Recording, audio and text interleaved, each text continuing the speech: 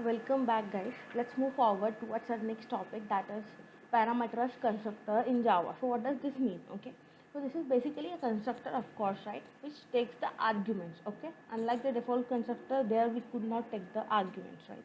So here we can pass the values as well when we were creating out the object, right? So why it is useful? Okay. So because it lets you to initialize your object. Okay. I'm repeating again. It lets you to initialize your object with custom data. Okay, without wasting the time, let's move forward here. I have created a student class here.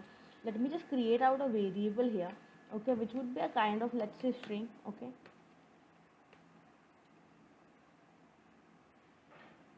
I'm creating out a string variable here with the name as name. Okay, I'm creating out a constructor here.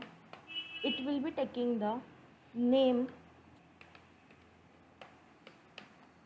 as,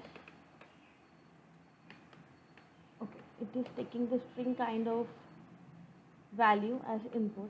Okay, what I am going to do, I am going to allocate this name the same as name, right? So this is what the thing. Yeah, so let's move forward. So I'm just assigning my name variable as the input variable, which is name. Okay, at the time of calling we would be passing out the value.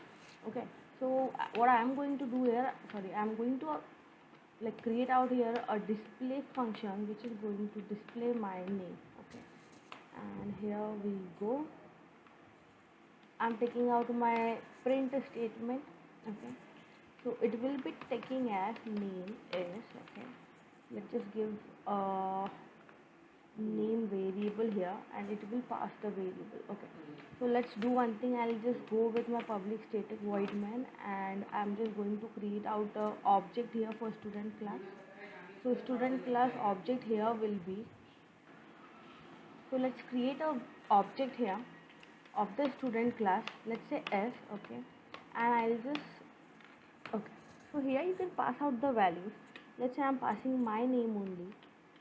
Okay, and that is Kajal.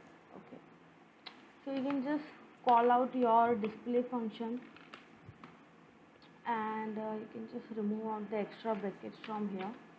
You can save and you can just run. That's what we receive. Name is Kaj, right?